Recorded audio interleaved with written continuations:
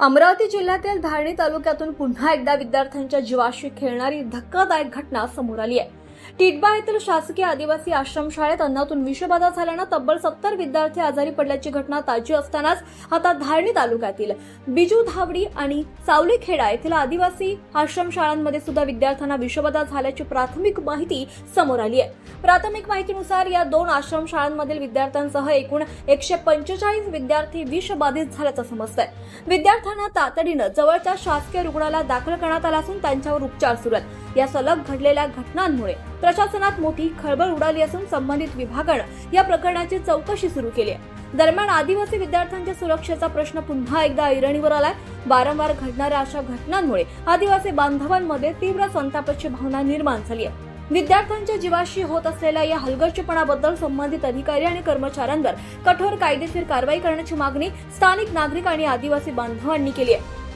घटनेचं नेमकं कारण अद्यापही स्पष्ट झालं नसलं तरी अन्नाची गुणवत्ता, स्वयंपाकाची स्वच्छता तसंच पुरवठा व्यवस्थेची सखोल चौकशी करण्याची मागणी जोर धरते आहे। प्रशासनाकडून या प्रकरणाचा सविस्तर अहवाल मागवण्यात आला असून दोषींवर कठोर कारवाई केली जाईल अशी अपेक्षा व्यक्त केली जाते।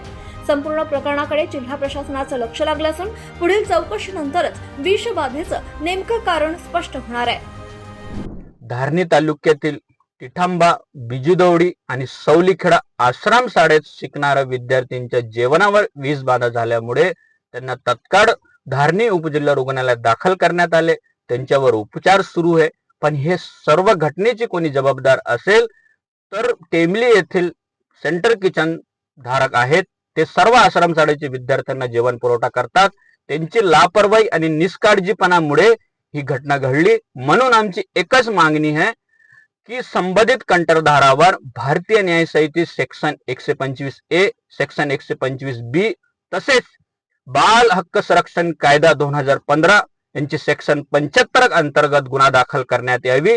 अन्यथा गुन्हा दाखल करण्यात आला नाही तर आम्ही संपूर्ण मेलघाटवासी मिळून प्रकल्प कार्यालयाचे घेराव करणार। हे प्रशासन आणि सरकारला आमची कडक इशारा आहेत।